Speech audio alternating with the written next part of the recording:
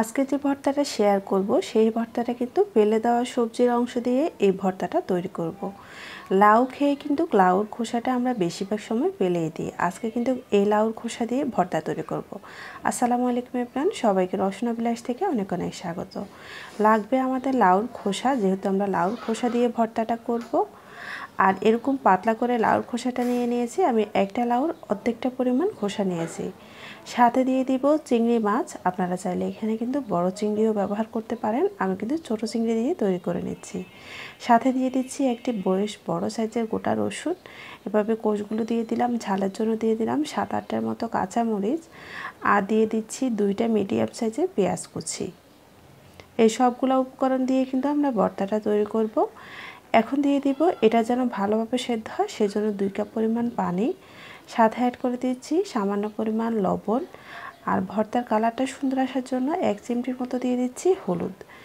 এখন এই হলুদটাকে সব উপকরণের সাথে ভালোভাবে মিশিয়ে দিব। মিশিয়ে দিয়ে কিন্তু আমি ঢাকনাটা দিয়ে এটাকে সেদ্ধ হতে রেখে দেব।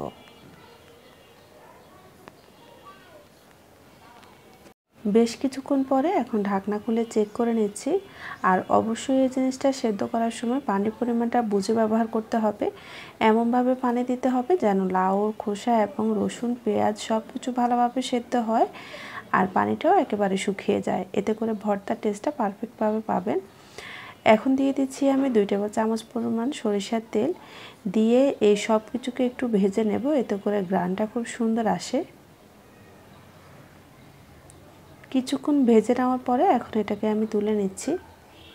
আর আজকের এই ভর্তাটা কিন্তু আমি শিলপাটায় বাটবো না, আমি হ্যান্ড ব্লেন্ডারে এই ভর্তাটা তৈরি করে নেব। আপনারা চাইলে কিন্তু সব কিছু দিয়ে আপনারা শিলপাটায় বেটে নিতে পারেন।